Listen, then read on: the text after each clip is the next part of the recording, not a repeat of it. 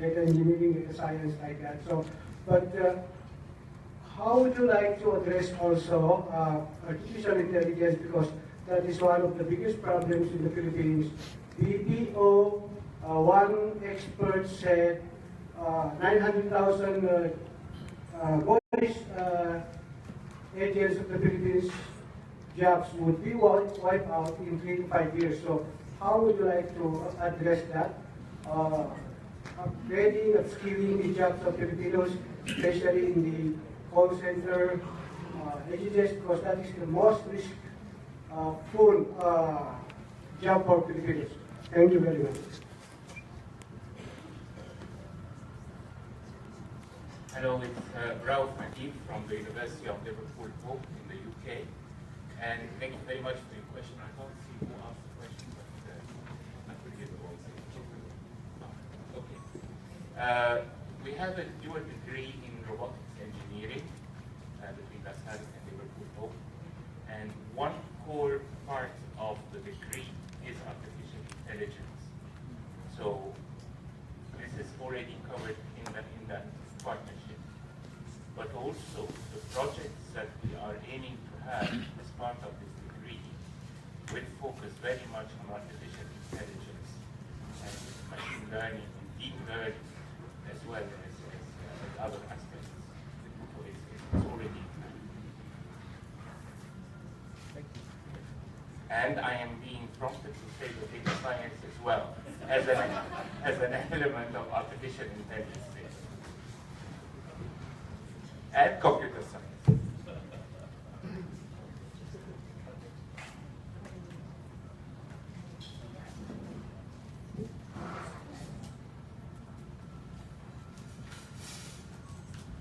Ateneo de Manila University is offering a dual degree program with Queen Mary University under data science.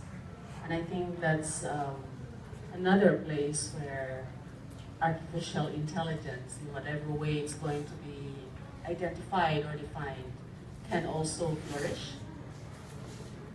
Thank you.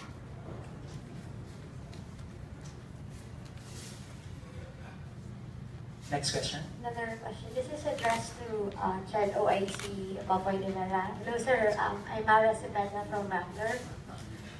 The press release for this program says these are degree programs that are not offered in the Philippines.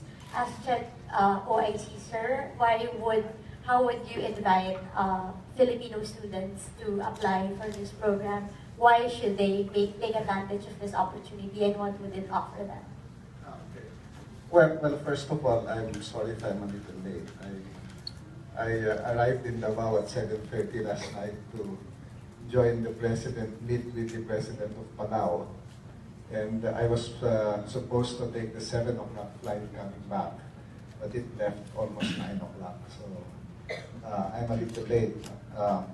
Anyway, the answer is quite simple. That's what transnational education is all about. It is to offer opportunities that are not existing within the country for programs, for degree programs that bring in not only the expertise of Philippine universities, but other universities in the world. The idea is for CHED to play a facilitating role to bring together universities so that they can work on common degree programs that will provide new avenues for learning, new avenues for programs that don't exist locally, so that you enlarge the options for students, not just in the Philippines, but students in the region, international students who might want to go into the program. That's why the role of CHED is critical, because if you just let the universities do it on their own, it takes much longer. Because what's happening in many developing countries like the Philippines is the linkages between universities are really generated by alumni of these universities. For example, Don Camacho, who graduated from a Japanese university, when he comes back, of course, he has professors from the Japanese university, he has batchmates there. So they start thinking about linking. But if it's born by alumni, if it's done by individual universities, it takes forever for this to be scaled up. So the role of government is to make sure that it facilitates it by providing funding so that you bring universities with common interests together and fast-track the process of developing TNE programs. You do it on your own, you fall behind your other competitors in the region because all over the region, the governments are investing huge amounts of money in higher education to go into internationalization of programs. So the Philippines has to do it to compete with our institutions in the region, and that's where CHED comes in. So the target of this is not just you know, scholars and students in the country, but in the region and internationally. Sir, to the heads of the different institutions, are there scholarship programs being offered? And if yes, what kind of students are you looking for?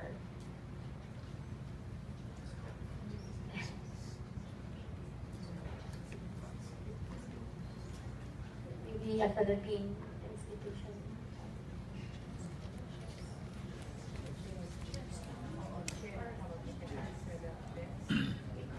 I think Chair may also be able to answer that. Yes.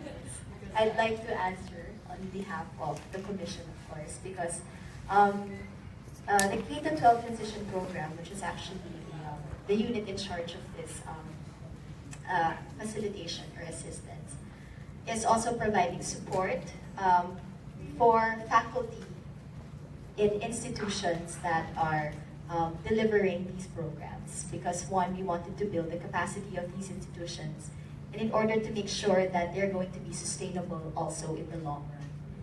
And with the hopes, of course, that in capacitating these institutions, they would be able to cater to other faculty that are in the Philippines as well, so that the knowledge gets transferred, and then of course we create sort of a multiplier effect in the higher education.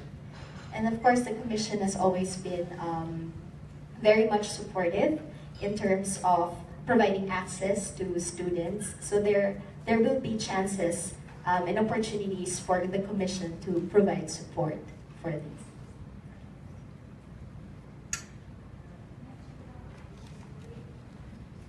Maybe one last question for me. When will the program start? What school year? And where do the students reach the schools that they are interested in, or do they course it by the CHED if they're Filipino students?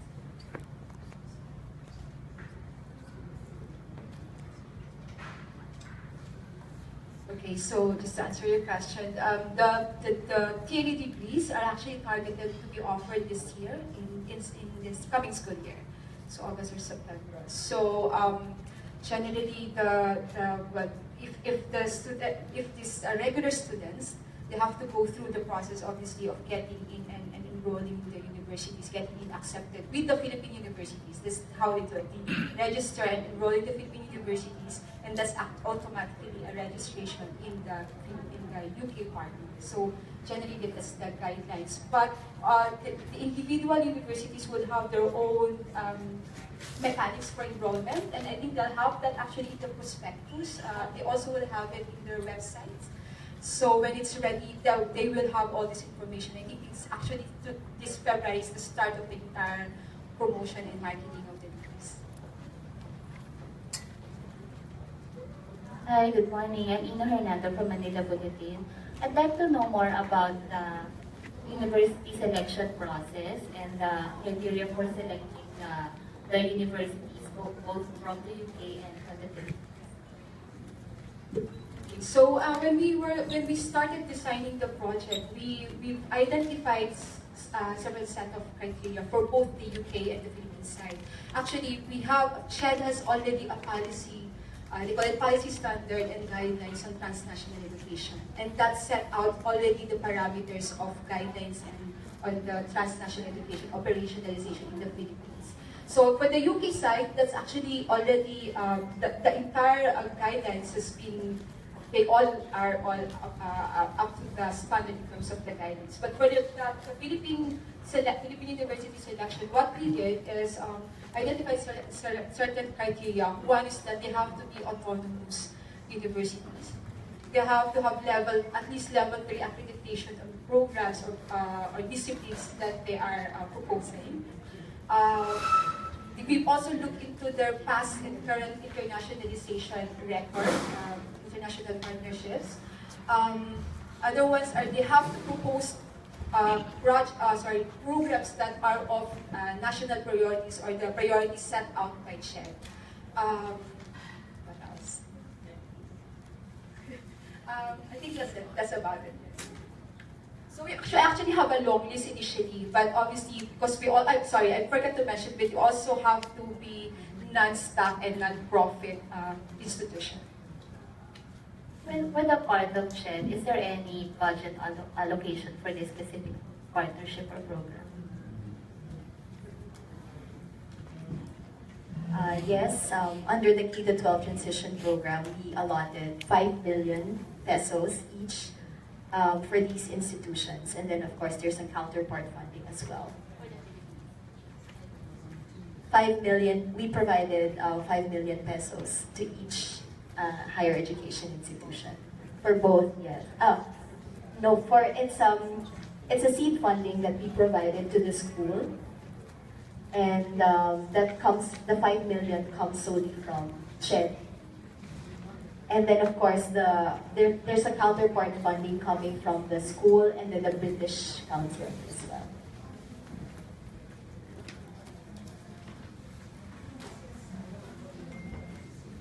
So my name is David Sadler from Queen Mary University of London, and I can recall the start of this programme a couple of years ago. I think as a UK representative, it's up to me to say thank you to CHED, which Council for facilitating this partnership today, because it is remarkable how fast they've grown, and it's remarkable because of the way in which a particular focus has emerged quite quickly, a niche focus has emerged quite quickly. So my recollection of our first encounters 2 years ago, almost exactly, is very much of a matchmaking process of Philippine universities visiting, exploring, discussing partnerships. Ideas were from the table, some went forward, some were put to one side for later development. And it is, in my experience, remarkable to have this conversation evolve so quickly over the 2-year period to where we are now when these programs all aligned. And that really reflects the strong support for the partnerships from CHED and the British Council.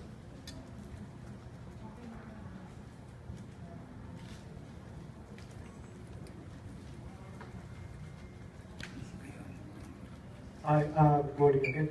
I would like to ask the Deputy Ambassador if, because there are some scholarships that comes with some agreement that a scholar must serve the country or the government where he was a scholar. So is there any agreement on that? Students will be serving in either government? I'll talk about the Chevening Scholarship Program that I mentioned in my remarks earlier. So this is the fully funded postgraduate scholarship program run by the British government that we have about 30 scholars a year going from the Philippines. It's a program that is aiming to select future leaders in whatever field. It's a very competitive process. We have a very high number of scholars, and I'm pleased to say that the Filipino students that we have, the Filipino Achievement Scholars, excel in their courses in the UK and are regularly winning awards and demonstrating real academic excellence. So it's a fantastic program. What we ask of those students is that they return to the Philippines after they finish their scholarship. It's very much about the links between the UK and the Philippines. This is why we want to do it, because it's a fantastic way to promote the bilateral relationship and to have people come back and benefit their country, and the country benefiting from the education that they've received in the UK. So that's all we ask. We ask that they come back to the Philippines and they apply what they've learned in this country. Hello. Just like to make a follow-up. So there are about 10 or more than 10 universities selected. So what criteria, top 3 criteria that did you have, and how many educational institutions applied? Thank you.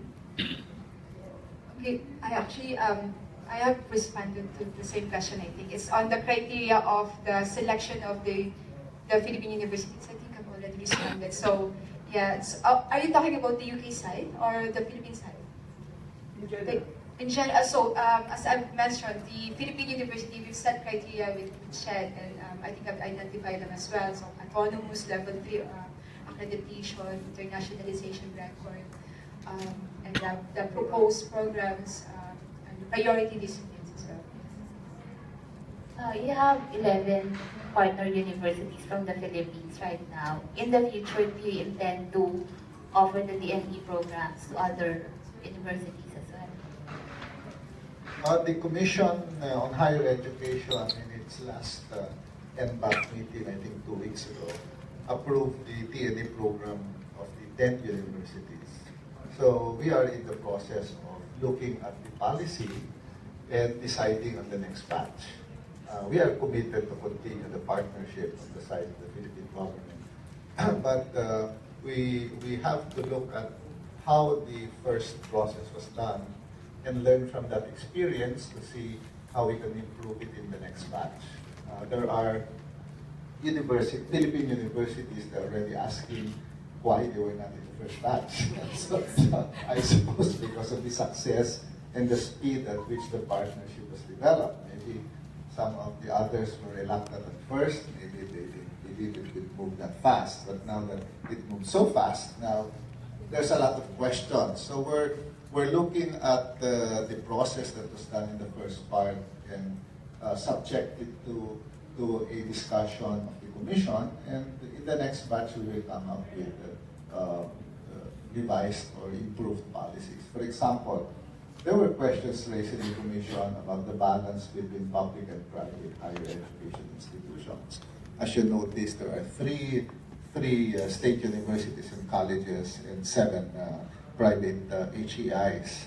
My side on it as a commissioner is that I am happy that there were more private universities involved, because in the Philippines, there has always been questions raised by private HEIs on why government subsidy and support is disproportionately given to state universities and colleges. Yeah, that has always been an issue that has been raised by a lot of private HEIs, that government seems to be more biased towards the public universities. So in this sense, I'm happy that there were more private universities, because I think the government should really be helping private higher education institutions in the Philippines more, especially now that you have free quality higher education law in the Philippines, and there's a fear in the private higher education sector that this is going to distort the market for hiring of faculty members. This is going to distort enrollment patterns. And there's a real fear that they will be at the losing end of this whole thing. So I have committed, I have told the private HEIs that CHED is fully committed to helping the private higher education sector. And so I'm happy in the first batch. Now, we'll have to discuss in the Commission about what to do with the second batch, because the state universities are also asking why are there more private HEIs. So it's something that the Commission will discuss, and at the appropriate time we will come up with the next batch of universities that we will help. Sir, in line with the universal access to tertiary education, can you give us an update about its implementation? Okay, we're going to have the last meeting on February 22 to approve the guidelines of the RA 10931. I know that there is some impatience on the part of many sectors on why this is taking a little longer than usual. My answer is, first, it's a rather complicated law. We've never tried it. No developing country in the region has tried it. And so a lot of the things that we're intending to do, we're starting essentially from scratch. Okay. And so it takes a little bit of effort to craft implementing guidelines on things that we have never done in this country. Okay. For example, the idea of making tuition and miscellaneous free for everyone, setting aside the socialized tuition system that has existed in some universities. I know that there are issues raised by some sectors about this, but that's what the law contains. So now, we've changed the philosophy of higher education, where before, our philosophy was, you pay according to your ability to pay. We've changed that and said, now everyone is free, and then you help the poorer students by giving them government subsidy through TES. That's a new concept in higher ed. We haven't done that. So you need a little bit of time to craft the regulations. You also have the idea of a national student loan program. Difficult to craft that because we don't have a good track record in loan programs in this country. Our study now, pay later became study now, pay never. And the repayment rate is lower than 10%. And so we cannot continue with what we're doing before because it's going to waste public funds. So you've got to work with government financial institutions, you've got to work with private banks, you've got to reconceptualize it. And you can't do that very fast because if we move very fast, the risk is we can waste public money and we don't want to do that. So you've got to balance the need and the desire to move fast with the desire to be very accountable for public funds. So it's taking a little longer, but I've been OIC only for, I think, 3 weeks. And my commitment to the president when I was appointed was, I'll finish the IRR within a month. And that will be done, to finish it before the end of February. So we're looking at some details. For example, we're looking at incorporating a provision in the law for affirmative action programs. We want public higher education institutions to aggressively implement affirmative action programs so the enrollment of disadvantaged sectors and disadvantaged regions will be increased. We have not tried that in this country. And so we're now going to put in place requirements for universities to develop an affirmative action program monitored by the Commission so that we will reach out to LUMADs, we will reach out to poorer communities and try to increase their access to higher education. That's new again. No? We're going to incorporate a return service system in the program. Again, that's new. Takes some imagination to put it in. But these are minor. So my commitment is that by February 22, we would finish it and have it signed and put it out publicly after that. Sir, initially for the free tuition that was implemented last year, there were complaints about the monitoring and the compliance of the SUC.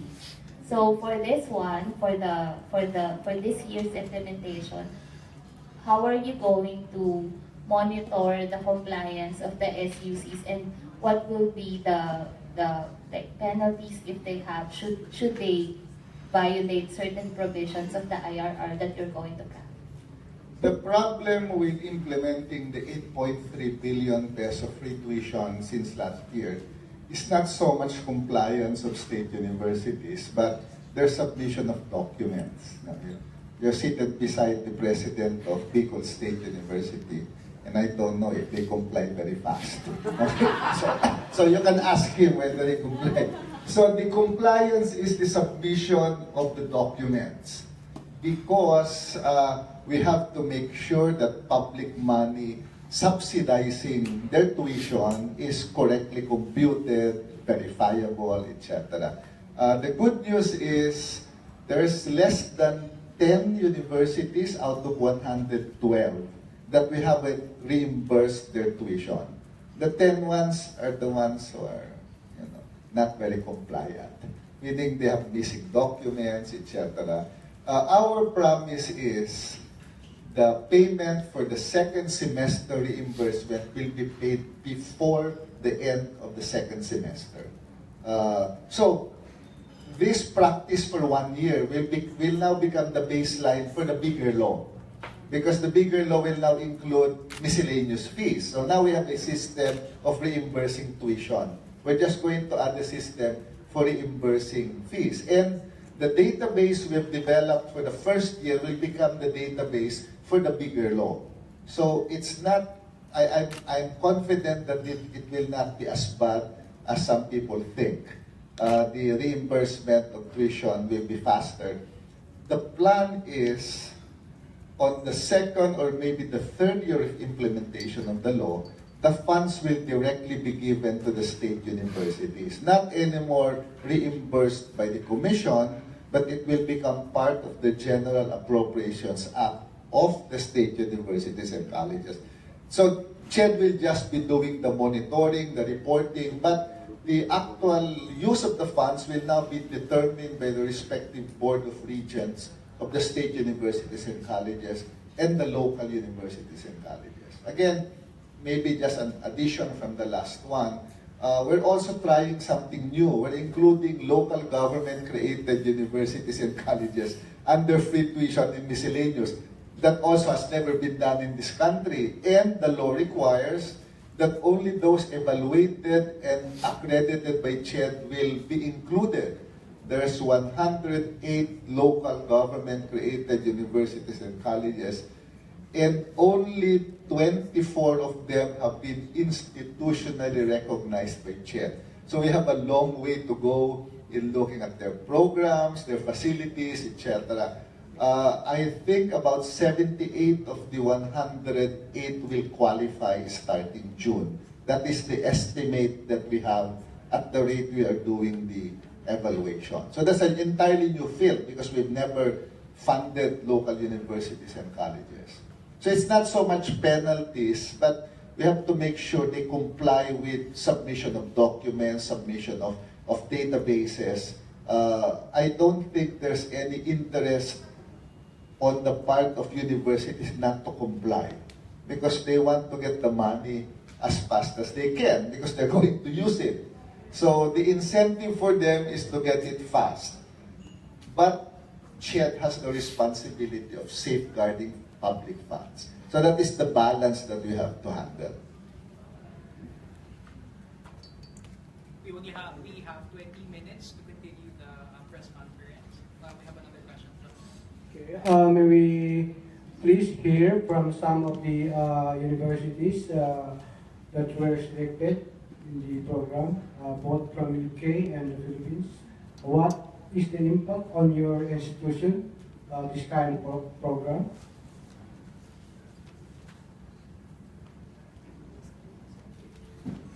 Good morning. I'm Noli Mascareñas from Bicol University. Well, this tier program of the British Council and CHED has brought a lot of impact to Bicol University, especially in terms of quality assurance. Because we have to make sure that the program that we're offering complies with the quality standards of UOL, the University of Liverpool, and at the same time comply with the TNE requirements set by CHED. And in so doing, rest assured that we will be able to produce graduates that comply with world standards. And by the way, Bicol University is going to offer Master of Science in Sustainable Food System in response to climate change and DRR.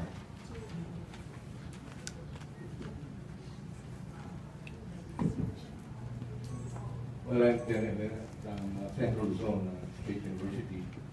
As regards to your question, our engagement with this TNE program with the British Council and Commission on Higher Education will really enhance our internationalization program. Well, we have done this before on searching foreign students, but this is a different story.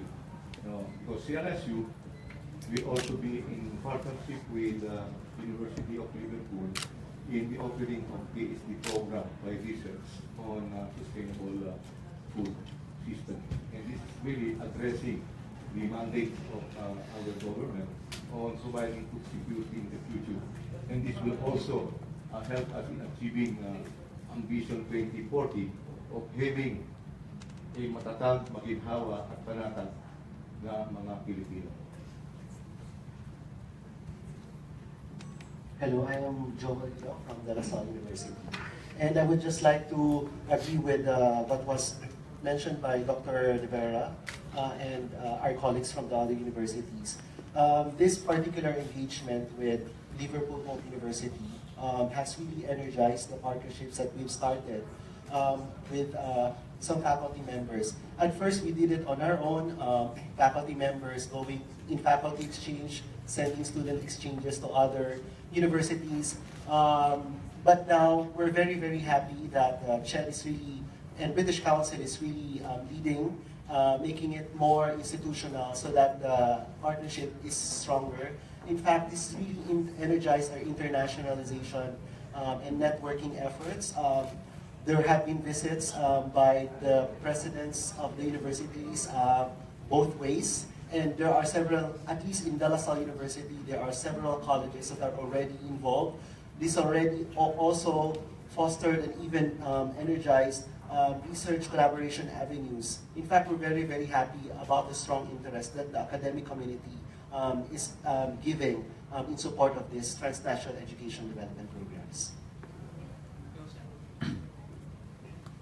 So I'm Cynthia Bautista. We'll speak for the UP system. There are two constituent universities in the UP system that are part of the program, UP Diliman and UP Los Baños. Our partnership, well, agriculture is already the niche of UP Los Baños, but the partnership with the University of Reading is actually going to further enhance that niche because we're partnering with a very highly ranked, I think they're number 2 in the world in agriculture. In this case, we're dealing with, I think it's horticulture, animal science, particularly dairy, and environmental economics to work, and that's the agriculture part. Because our responsibility also, we're offering the PhD by research, and the responsibility of the university is really to the other institutions outside, even the other SUCs, as well as the other agriculture institutions, even in the private, to give them the doctor, to provide the program that will further strengthen the capabilities also of state universities and colleges. The other one is meteorology. We're very weak in meteorology. That's really one of the highly demanded programs in the country. And so we are also partnering with the University of Reading because they're also highly ranked in meteorology. The program will enable us to actually develop the capacities also of our own faculty and enhance the graduate education of those who will go there. I think the strategy of many of the developing countries, and even not so developing countries like Singapore, is if we want to develop a niche program, we partner with institutions that are actually very strong in these programs. And that's the fastest way. Singapore, I think, did it with Duke University when they wanted to start their medicine. So that's helpful to the country. We're working on common interest between the universities in Britain and the universities in the Philippines. Could I also add that from a UK perspective, at least as far as Liverpool Home is concerned, there is the perspective of cultural exchange, apart from the academic side. Having this mobility between the two countries is very important for future generations in terms of cultural knowledge, cultural gaining, globalization, and all of that. And we are already discussing as a result of this TNE partnership that happened, we are already discussing the possibility of having undergraduate students, for example, in ecology and environmental management, coming to the Philippines for their field trips. So this has also been a result, an indirect result, if you like, of the TNE partnership.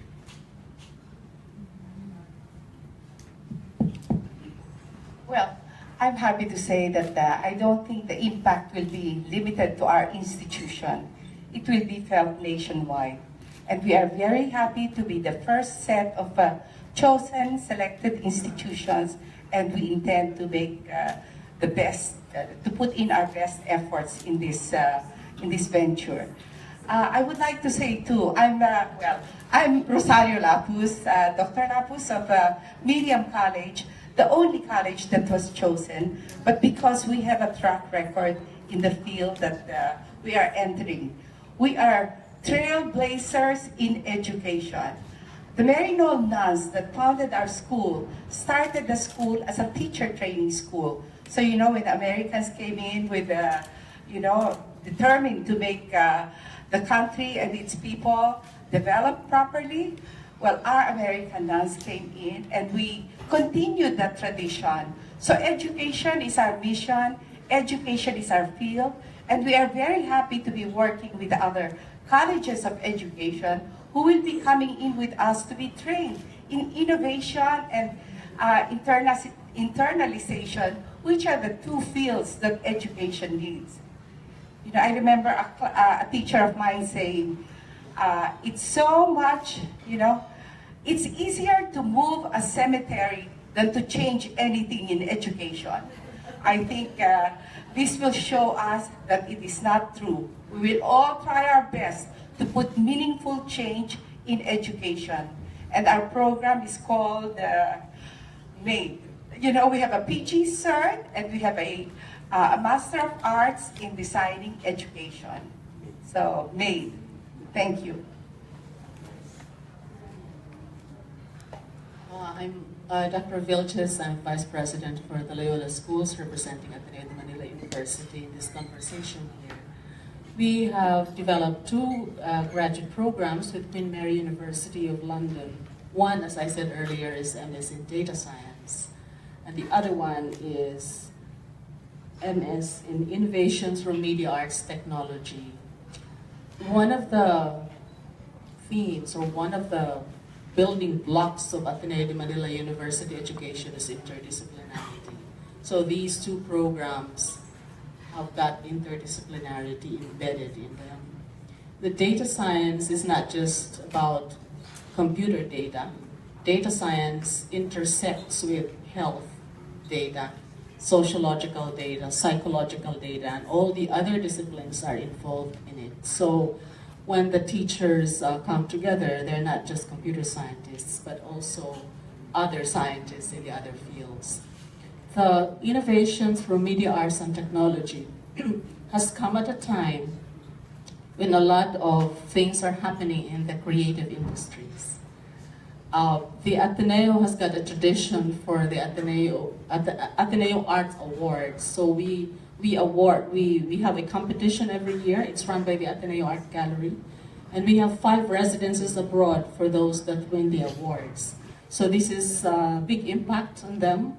We have having this MS in innovations through media arts and technology.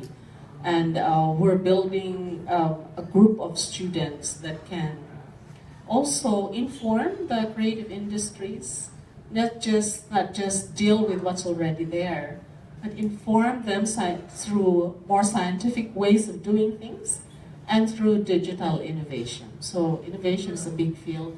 We'd like to participate in that as well. Thank you. Good morning, I'm Joey Pangilinan from St. Louis University. The impact of the project, it has impacted us in several ways. First is on basically how to develop new programs. You have to do it properly. First, the identification of a niche program is very difficult. And our program now at Coventry University is a Master of Science in Disaster Risk Reduction and Management. We actually realized that when we offer new programs, we have also to identify the need of the region. St. Louis University is in the Cordillera Administrative Region, and it's highly high risk and hazards, and actually we all have the hazards over there, from weather to geological hazards. So it was a good idea, it was a good partnership because we identify a program that will respond to the need of the region. Then secondly, when we were trying to find partners, UK partners, we had to do it properly again. We had to find a university which has the capacity and which has the experience, and we found that in Coventry University. And also, of course, we realized that we have to do so many things. We have to come up with policies, guidelines to meet QA requirements of a UK university. So that is the impact for us in the process of having this partnership. While the impact of the program, we have to still wait for that in August 2018. Maybe Nigel can speak for Coventry. Thank you, Jerry. Nigel Trott from Coventry University. I mean, our benefit also is tied in with the benefits that St. Louis are gaining. It's a better understanding of the Philippines and the massive transformations that are taking place. We're a very outward-looking university. We're working in many countries around the world, but the Philippines has a unique situation at the moment, allowing us to really sort of think again about how we're engaging with our partners. The main purpose behind the course is because of the local need. There has to be demand for higher education, there has to be demand for the knowledge and for the skills that we're developing with St. Louis. And from the start of our program, that's what we put right to the core of it. The other benefits to be had is in terms of staff development and organisational change, but on both sides. It's get our staff to be familiar with working with international partners, and for St. Louis staff to come to Coventry and also to benefit from understanding how we operate as an institution and how we develop design courses, how we adhere to our QA processes, the rigour and the robustness involved in that. And that's a benefit on both ways. On the organisational change side of things, we are continuing looking to improve our quality of our teaching, and that's embedded in all of our processes that we're supporting the student experience. I'm sure looking around the table, my colleagues will be familiar with things such as we have various national initiatives such as the Teaching Excellence Framework and other government initiatives which are driving up standards, which we love greatly, especially the paperwork. But the main benefit is when we see the improvements in the quality of our graduates and the skills that they possess when they graduate and go on to do good things with their lives. So, and I think we can share that with St. Louis and with the other partners around the room this morning. Just give this to our partner. I failed to acknowledge our partner. So this is Jennifer Bay, Dr. Jennifer Bay of the University of London Goldsmiths College. Hi. What I'd really like to say is how exciting it's been to be involved in this initiative and working collaboratively. And I think what's really interesting and what's mutually beneficial for us is that it allows Goldsmiths to bring our world-leading expertise in design, pedagogy and education to such an exciting environment. And it's fantastic, I think, that the Philippines are seeking to transform their education system, and by virtue of the most important future resource, their people. And I think what's really interesting for us also is that what we're involved in with Merion College is about developing educational infrastructure that almost underpins everything we've been talking about. So understanding that actually if you want to be more socially inclusive, if you want to widen participation, then the rhetoric has got to be matched by the pedagogical practice. And so our development is about working with educators from leadership to frontline cross-subject areas to understand how we can match up that kind of aspiration for education to the practice on the ground. So yeah, we're excited. Thank you. Before we proceed to the last two questions, because we're running on a time limit, may we ask representative from the Silliman University. Good morning. I'm Nick Palumpong from Silliman University. And although our program is not going to be implemented until June, so we won't see an impact at the moment, the initial visits during the year one, we have established a face-to-face relationship that has built mutual trust among our partner institution and Silliman. And so this is very important in establishing TNE partnership. The second thing that I would like to say is that our double degree program is research-based. It's the only double degree program under the first batch, and also the only one with a Master of Research, because we want to really strengthen research-based postgraduate degree offerings in the Philippines. Also considering that our program is on tropical biological oceanography, we have considered the fact that the Philippines has the 5th longest coastline in the world, and yet we only have about less than 5 oceanographers in the country. And so we want to develop under this program warm bodies so that we can undertake much needed research, especially studying our deep sea environments. We are very much limited to coastal because of lack of research facilities and equipment. But I think it is very timely, and we really need people to study our deep underwater environments, not only for our nation's food security and safety, but also for overall security of the Philippines. And so this is, I think, a big boost to our country, that we are partnering with an institution that has very advanced and cutting-edge technology in terms of deep sea camera systems they're developing in the Newcastle University. Also in area of understanding processes with stable isotopes. Those were some of the reasons why we are partnering also with Newcastle. We have the capacity to really infuse in our students the needed research skills for them to come back here and do very good and innovative research. Thank you, Dr. Tulpo. Any representative from?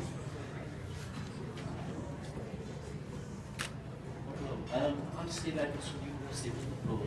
Martin Mortimer and myself also from Liverpool are very fortunate to be partnering with both CLSU and Bicol University in developing programs in sustainable food systems. I think the reason why we are so keen on this partnership is that we see mutual benefits coming from it. And I think any partnership is difficult to set up. It has to be that each partner then has benefits from being part of that collaboration. From our point of view, we see fantastic opportunities for our students to come here and take part in the programs we're setting up, field courses, for experiences we cannot give them in the UK. That will enrich our students as much as it will enrich Philippine students coming to the UK. But also, I think we see great opportunities to develop joint research collaborations together, because particularly in the area that we're working in here with sustainable food systems, it's a problem that's going to affect the whole world. We can't be in isolation trying to solve these problems. We have to pool our activities, pool our expertise to solve these big international global challenges. So we're very excited because we can see as much benefit from Liverpool as I hope to see LSU people can see from the Fulham partnership with us. It's in the same manner. I'm from the University of Santo Tomas, Cheryl Peralta, Vice Rector for Academic Affairs. In the same manner, our partnership with the University of Reading for the PhD Built Environment, and with the University of Leeds for the Master in Public Health International. With this, we hope to develop more global citizenship among our students, both from students in the UK and students in the Philippines. As was earlier mentioned, the cultural exchange and exposure to different experiences in both countries will hopefully widen the perspectives of future professionals and be able to address global concerns in a more comprehensive manner. And from here, we're able to learn from our partners in order to improve the standards of the programs that we offer. On behalf also of the University of San Carlos, I'm Evelyn Tabuada, the Dean of Engineering. We are actually very happy for this TNE program to be realized, also because our partnership, for example, with Coventry University has been going on in the past 4 years already, through the British Council program on research links and university links program. And with that, we have developed 2 programs, one with Coventry on a PhD in engineering, which actually is a research program, and it is looking at interdisciplinary and multidisciplinary kind of program solving, addressing problems in our local society, like in food, waste, water, and energy engineering.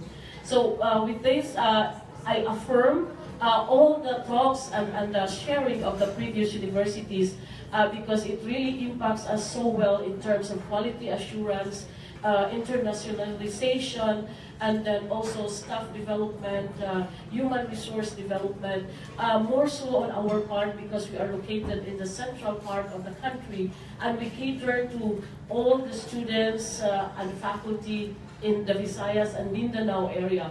And now even our program that is running today, the students are actually faculty members also of other universities in the neighboring Visayas and Mindanao area. So this is really not impacting only our university and the 10 universities, but the whole country as a whole. So we are actually very happy, and we are looking forward to more of this, and I hope that CHED would really continue to support us because it is only in human resource development, through research and higher education that we can really move forward. And thank you very much. Thank you, Mika. I'm also from the University of San Carlos. I'm architect Joseph Michael Spina, the Dean of the School of Architecture, Fine Arts and Design. We have a TNE program with Cardiff University. Mr. Abubakar is here with us today. Thank you for coming. We are trying to respond to local needs. Filipinos or Cebuanos specifically are creative. The world, there's a global trend towards the creative industries. In fact, we have been working with the British Council in Cebu to set up the Creative Cebu together with the Department of Trade and Industry. And I'm very glad that we have this opportunity to partner with Cardiff, one of the best schools in the UK, especially in arts and design. This is a multidisciplinary program. It is fortunate that we have several departments in the university. We are partnering with the School of Engineering, School of Business, and the School of Arts and Sciences to set up this program. So hopefully we'll encourage more participants and enrollees from other universities in the country. Thank you. All right, thank you. Seems like most of the universities were able to illustrate the value of the programs that you're offering. And for the last two questions, this will be rather brief since we're running out of time. But the second to the last question is directed to Deputy Head of Mission Nigel Baal. The question is, what is the UK's vision in terms of the partnership within the Philippines in education? Thank you very much. I will try not to keep you from your lunch, so I will be brief. I think I have been really impressed by the excitement, the enthusiasm in this room today, the very clear benefits both to the UK institutions, their partners in the Philippines, and to both countries from this project. And I would like to just make absolutely clear how committed the UK is to its partnership with the Philippines in the field of higher education. We very much see this as a long-term partnership, something we see huge benefit from and want to dedicate our energy and our time. Our colleagues in the British Council, I know, are similarly committed. And my vision for the future, I would like to see this program expand. I would like to see partnership and collaboration flourish and blossom between all our institutions and the institutions here. I'd like to see far more students from the Philippines studying in the UK. The numbers aren't what they should be. The opportunity is huge. And I'd like to see people studying for the degrees that can be offered, the UK qualifications that can be offered in the Philippines, see those numbers go up as well. I really do think that the opportunity is huge, the potential is great, and the spirit of partnership that we have between our two governments and between our institutions will go from strength to strength. So I'm very enthusiastic, very optimistic about the future of this partnership and this relationship. Thank you. And for the last question. Good afternoon. I would just like to inquire about the costs for each of the programs. How much are the costs?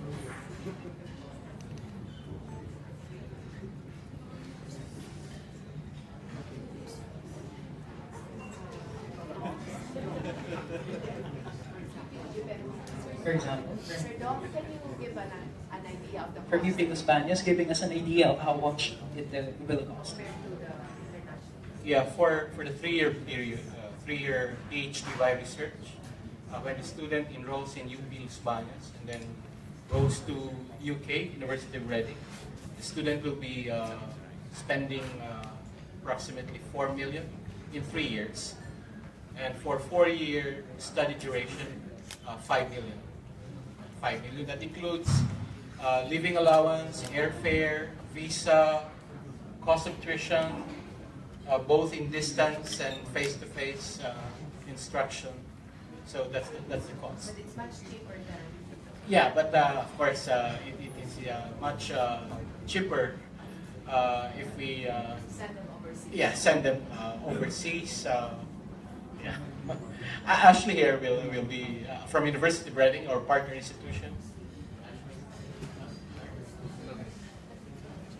Maybe one last university, you can give us an idea of how much it will cost. USC. For example, University of San Carlos. At the University of San Carlos, our PhD with Coventry cost about 2 million for the whole program.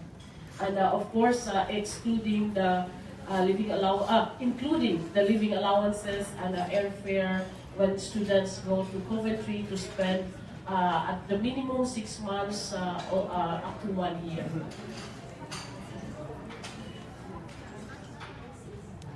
Thank you, Dr. Kawan. So with that, we would like to ask any final words from our panel. We have last messages from our panel.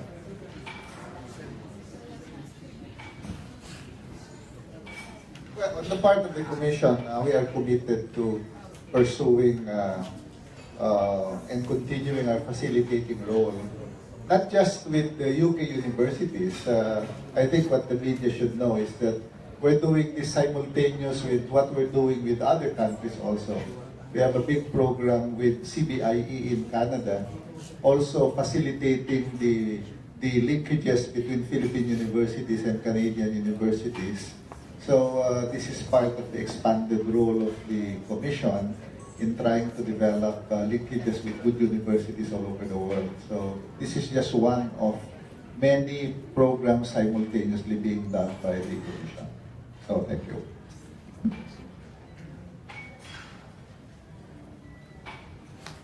That's it. Thank you very much for attending the media press conference. And lunch will be served here, so we don't really have to join the buffet right now.